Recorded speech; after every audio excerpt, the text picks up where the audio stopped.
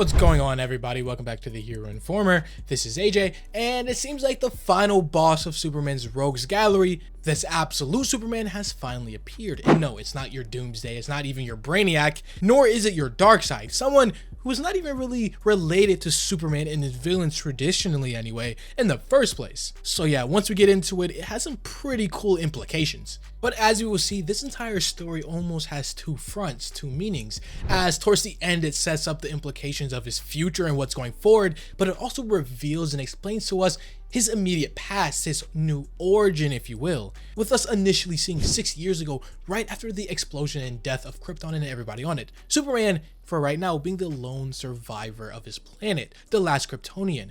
As you can quite obviously see, things are different here than it would traditionally, as he is not an infant, not a baby. He is a growing teen, almost a full-grown adult by the time he leaves Krypton and arrives on Earth, which is a wildly different change of pace than what the original Superman story was. But us seeing after 17 months of being afloat on the ship, Superman is barely keeping his sanity, his mind teetering on the edge from completely cracking and, breaking his psyche. As you normally would after seeing the death of your entire planet and everyone you have known your entire life, and of course being afloat through space, only thing keeping you company is essentially an AI, an artificial intelligence. And even as the comic goes on to say, over the 9 million light years from Krypton that they have traveled, they have found zero, I repeat, zero inhabitable worlds so far. Clark at this point immediately giving up, thinking that there's nothing out there. Krypton was all there was, their only chance, and they blew it. But in this moment, just then, they see it. Something, or more importantly, somewhere that is going to change his trajectory for life forever. He makes it to the sun, yes, the big bright yellow star orbiting right near Earth. Clark then getting sucked in due to Earth's gravity, and just like that, before we see the initial crash, we move back over where we see the Kents of this universe, which, as you know the story of Superman, from here, you would assumingly know how it goes. Yet even still, we see the lore of this universe, of this family, is completely different. Because here we find out a couple things. One, Jonathan and Martha Kent are essentially working themselves to death on a failing farm, simply because the very shady and evil Lazarus Corporation that almost runs the world, or everything production-wise on it, has been holding back resources using technology, drones to change the weather, letting their crops die by not giving them the certain amount of rain that they need. Why is this happening? Well, simply because Lazarus wants to purchase this farmland that's been in the Kent's family for generations to put whatever industrial building they want to put on it.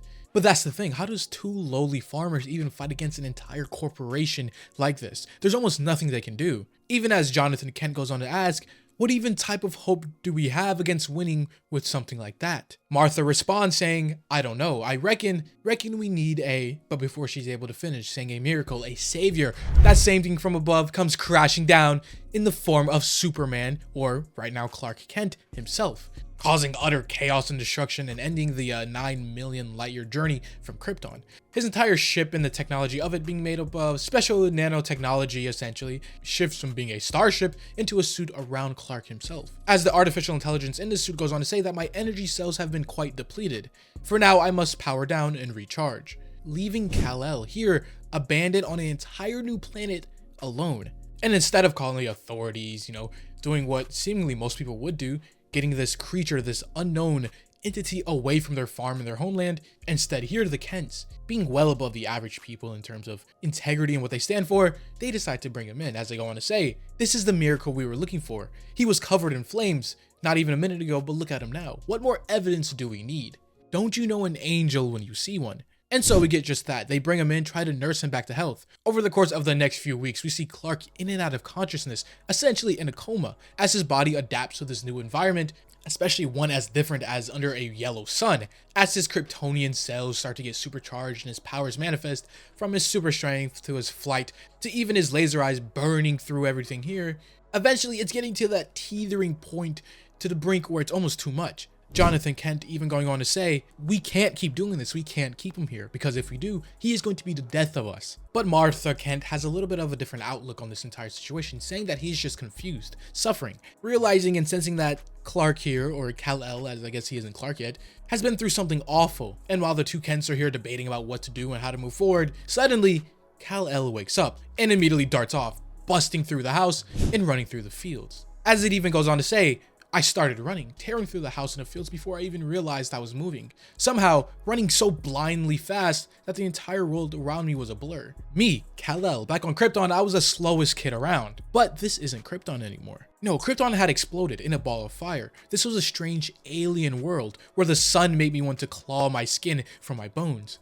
It's interesting because this is almost like a retrospective. We see Clark almost narrating his past experience here when he first landed. As he goes on to say, I would come to learn this place was called Kansas. I have flown 9 million light years, yet somehow, impossibly, it's like I was still back home. Of course, with him being raised in the farming culture and as a farm boy with his parents, this isn't too wildly different than his life back on Krypton. Moving over within the next coming weeks, we see Clark slowly start to adapt and adopt into this new lifestyle on Earth.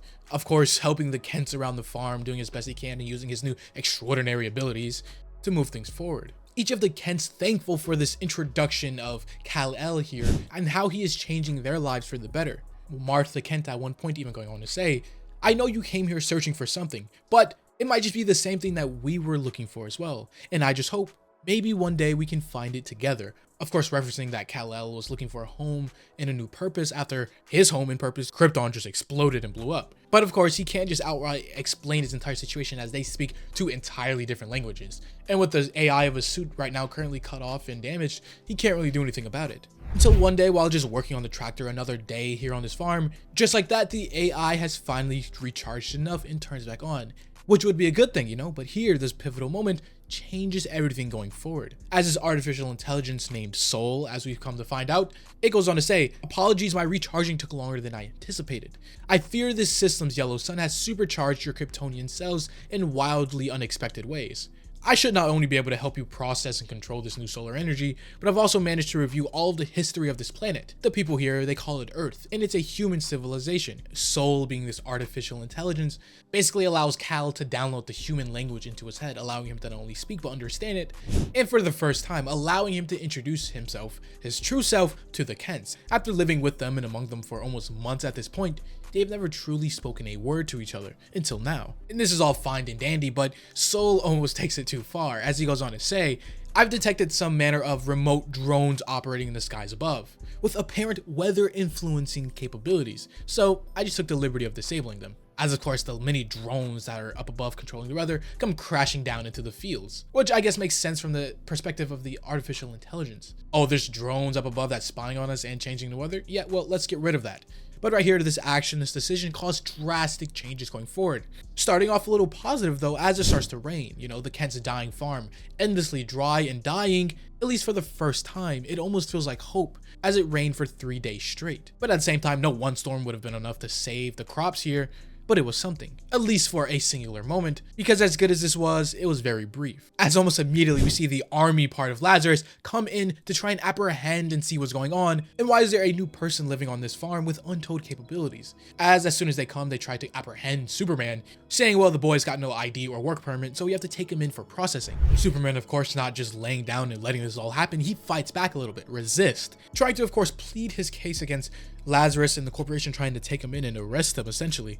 But his pleas falling on deaf ears, until eventually the Kents just say a few simple words. Son, please just go. And this decision here sends Superman, Kal-El, into absolute anguish. This is the only place so far that he has felt at home. Any semblance of the peace and normal life he has had before his planet, everything he has known, exploded and is now gone. As he goes on to say, I've spent months weeping for Krypton, for everything I have lost. But that day, the tears here were different. I wept for the world I'd found. This one I could already tell I wouldn't be able to save any more than I had the last one. As just like that, he gets up, flies off, leaving the Kents to whatever devices and processing they have to do now, completely altering the iconic origin of Superman. He doesn't grow up with the Kents to this good figure, installing the values that he has. Instead, he is forced to be on his own, wondering and figuring out his own purpose. Him even going on to say this as, for 5 years he would be on the run, to other farms far away, to factories, to mines, cities where the people were piled on top of each other like trash, islands where you could stay for days and never see another soul. But nowhere on this planet stayed safe, not for long, and no other place felt so much like home as the home the farm with the Kents might have been. And speaking of the Kents, just like that, we take a little bit of a detour and move back to present day, still in the same Kansas area. Instead here, we move over to essentially what is a retirement home. as someone from someplace is specifically looking for Martha Kent, for of course her connection to Kal-El, this new absolute Superman, and this person being none other than Lois Lane, proclaiming that she is just a friend of the family, which couldn't be anything farther from the truth. Clark himself has showed no interest and doesn't even like her. If anything, he wants nothing to do with her or Lazarus in the first place. Of course, him coming to realize that Lazarus, the entire corporation, and what they're doing is the center of all of his pain and anguish on this planet, and all of the wrongdoings as well. And speaking of that, we move over once more to a Lazarus Research and Development Center in the middle of the desert, where we pick up with Brainiac himself, who at this point, if you have been following along the recent issues, Brainiac has almost seemed as the mastermind behind Lazarus, you know, the person in the shadows, controlling the entire corporation, what they do globally, all to himself. But as we will soon find out, he is nothing more than a lackey, a minion to a higher power. As this mysterious person, this boss or final boss of Lazarus, goes on to say, are all the pieces in place? Brainiac confirming that whatever they are planning, yes, it's all set and ready to move forward. This mysterious person goes on to continue saying, I must say, I've often doubted your methods, Brainiac, along with your very sanity. But now, if you deliver what you promised me, Superman, you will ensure your place in the world that is coming to be. Brainiac is going along with this higher power, almost saying, of course, sir, I am just happy to be a servant to the higher cause. With us seeing the figure that is directly speaking coming out of some sort of liquid or pit, this figure goes on to continue saying, salvation is close at hand for the billions upon billions of people on Earth, once the Superman kneels at the feet of his holy father, Ra's al Ghul. So yes, in a twist that really nobody should have seen coming, of course, the entire corporation is named Lazarus, and who in the DC universe is attached to that name? Of course, it's Ra's al Ghul with his Lazarus Pit, making him Superman's ultimate villain so far in this absolute universe.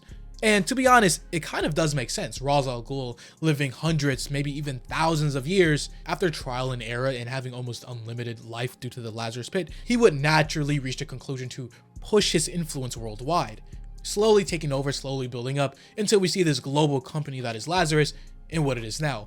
Of course, leaving Superman, the Man of Steel, this absolute new being, to potentially be the one to end Lazarus and Ra's al Ghul's reign upon Earth. But with that all being said, if you have enjoyed the video, leave a like or subscribe if you're new and want to see more content just like this. If you want to support the channel, consider becoming a channel member and get access to cool new stuff. As always though, this was AJ here at The Hero Informer, and thank you for watching.